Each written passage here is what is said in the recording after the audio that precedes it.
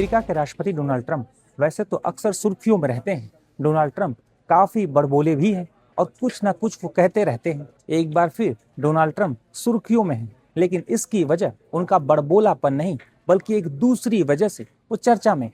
दरअसल ट्रंप की हत्या करने के लिए $10 मिलियन का इनाम घोषित किया गया है।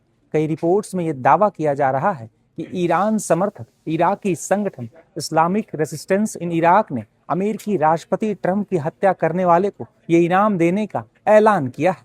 हालांकि इस दावे की अब तक अमेरिका या इराक की सरकार ने आधिकारिक पुष्टि नहीं की है, लेकिन कई अंतर्राष्ट्रीय मीडिया रिपोर्ट्स में इसके बारे में लिखा और कहा जा रहा है। ईरान जंग के बीच ट्रंप के खिलाफ हुए इस ऐलान से अमेरिकी खुफिया एजेंसियों के भी कान खड़े हो गए हैं। इन दिनों डोनाल्ड ट्रंप ईरान जंग में बुरी तरह से उलझे हुए हैं। हालांकि ट्रंप लंबे समय से ईरान समर्थक संगठनों के निशाने पर रहे हैं। इसकी सबसे बड़ी वजह जनवरी 2020 में ईरान की कुद्स फोर्स के प्रमुख जनरल कासिम सुलेमानी की अमेरिकी ड्रोन हमले में हुई मौत है।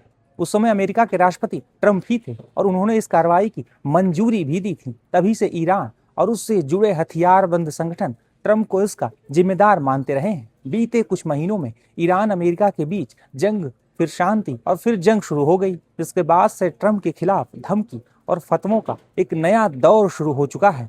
हालांकि ये भी समझना जरूरी है, ये किसी देश की आधिकारिक घोषणा नहीं है बल्कि एक हथियारबंद संगठन से जुड़ा दावा है। लेकिन इस तरह की धमकियां पहले से जंग की आग में धधक रहे मिडिल ईस्ट में और अधिक भड़का सकती हैं। वह इस्लामिक रेजिस्टेंस इन इराक कोई एक संगठन नहीं बल्कि ईरान समर्थित कई शिया हथियारबंद गुटों का गठबंधन है। इसमें काताइब हिजबुल्ला, हरगत उल नुजाबा और काताइब सैयद अल शुहदा जैसे ताकतवर मिलिशिया शामिल हैं। इन सभी गुटों को ईरान के IRGC का समर्थन मिलने की बात लंबे समय से कही जाती रही है। गाजा युद्ध के दौरान भी ये गठबंधन काफी सक्रिय था। इसने इराक और सीरिया में अमेरिकी सैन्य ठिकानों पर कई ड्रोन और रॉकेट से हमलों की जिम्मेदारी भी ली थी। वहीं जनवरी 2024 में जॉर्डन में अमेरिकी सैन्य अड्डे टावर 22 पर हुए हमले, इसमें 3 अमेरिकी सैनिक मारे गए थे, उसका आरोप भी इसी नेटवर्क से जुड़े गुटों पर लगा था। इसके बाद अमेरिका ने इराक और सीरिया में इनके कई ठिकानों पर जवाबी हवाई हमले भी किए थे। जानकारों के मुताबिक इस नेटवर्क के पास हजारों प्रशिक्षित लड़ाके, आधुनिक ड्रोन, रॉकेट और मिसाइल जैसी सैन्य क्षमताएं हैं। यही वजह है कि इसे पश्चिम एशिया के काफी प्रभावशाली हथियारबंद नेटवर्क में से एक माना जाता है। हालांकि ये इराक की सरकारी सेना का हिस्सा नहीं है, लेकिन इसके कई गुट इराक की राजनीति और सुरक्षा ढांचे पर काफी ज्यादा प्रभाव रखते हैं। यही वजह है कि इन पर कार्रवाई करना हमेशा आसान नहीं होता। वहीं हाल ही में भी एक खबर सामने आई थी कि ईरान अमेरिकी राष्ट्रपति ट्रंप को टारगेट करने की एक नई योजना पर काम कर रहा है। हाल ही में अमेरिकी मीडिया रिपोर्ट्स में दावा किया गया था कि डोनाल्ड ट्रंप ईरान के टारगेट पर हैं। अमेरिकी अधिकारियों ने भी पिछले कुछ वर्षों में कई बार चेतावनी दी है कि ट्रंप और उनके प्रशासन से जुड़े कुछ पूर्व अधिकारी ईरान समर्थित साजिशों के संभावित निशाने पर हो सकते हैं। इसी वजह से राष्ट्रपति डोनाल्ड ट्रंप की सुरक्षा लंबे समय से बेहद कड़ी रखी गई है।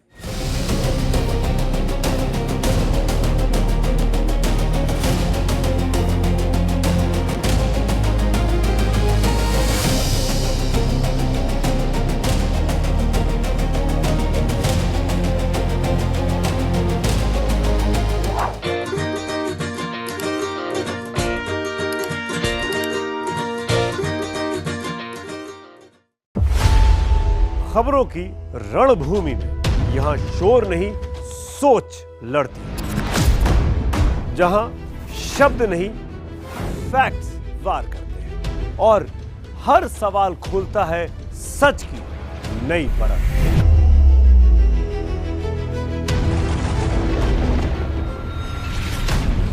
चक्रव्यूह आपके अपने सुमित अवस्थी के साथ सोमवार से शुक्रवार शाम 6:57 पर टाइम्स नाउ नव भारत पर।